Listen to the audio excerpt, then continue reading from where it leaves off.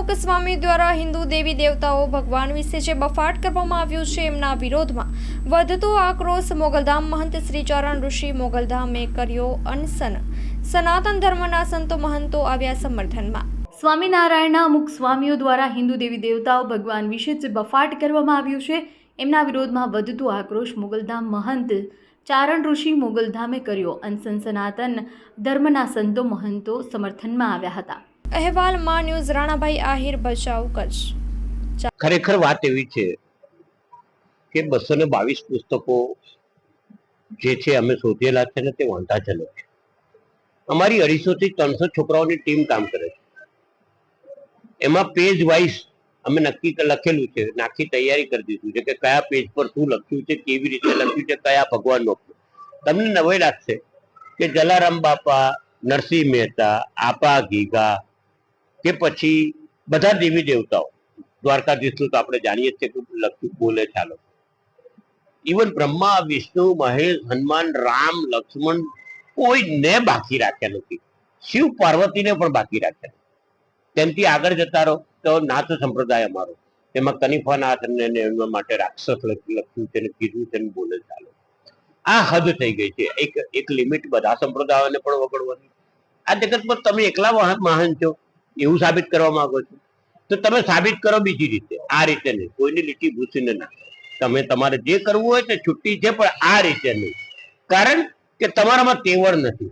ઘનશ્યામ પાંડેને હજુ 235 વર્ષ થયા।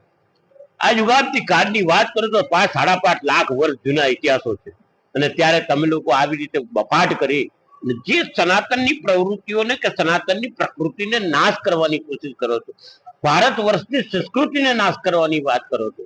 હું કાયમ એક વસ્તુ કહેતો હોય છે કે ધર્મ કરતા મોટો રાષ્ટ્ર છે, પણ રાષ્ટ્રની સંસ્કૃતિ જો ખલાસ થઈ જાય તો ધર્મની તકલીફ ઊભી થાય।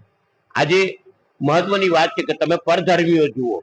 આજે પરધર્મીની હું વાત કરું તો ઘણા બધા ધર્મ છે। આપણે ત્યાં હિન્દુસ્તાનની અંદર 22 ધર્મ છે, વિશ્વની અંદર 795 ધર્મ છે, અને જયારે 795 ધર્મ ભારત વર્ષમાં 22 ધર્મ હોય તો 22 ધર્મમાંથી કોઈ ધર્મ વાળો કોઈ પણ દિવસ આપણા ભગવાનોને નીચે દેખાડવાની કોશિશ નથી કરતો, કે આપણે એમના ભગવાનોને કોઈ દિવસ આપણે નીચે દેખાડવાની કોશિશ, પણ આપણામાં જયચંદો પેદા થયેલા છે। આ દેશની તકલીફ છે, ધરોહરની તકલીફ છે કે આપણા સનાતનના જ જયચંદો સનાતનના નામે પોતાની રોટલીઓ શેકે છે।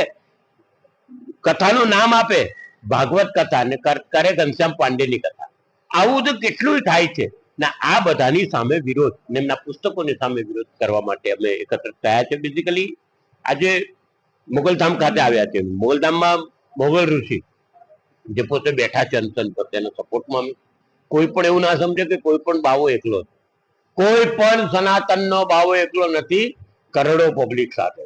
આ ભૂલે ચૂકે મગજમાં કોઈ રાખે નહીં, અને કદાચ સરકારમાં કોઈને વોટ બેંકની પડી હોય ને તો એમને પણ કહીએ કે તમે તમારા હાચવો ને એ 2-3% ને અમે લડીશું તાર તમારા કોઈ બગાડ નથી, કારણ કે હવે જરૂર છે લડવાની।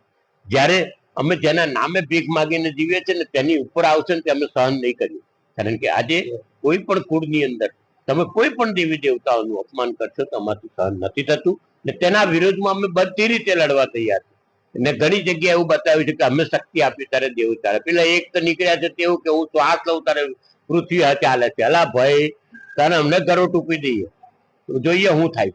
અખતરો તો કરવો પડે ને, વૈજ્ઞાનિક સિદ્ધાંત આપો અમને।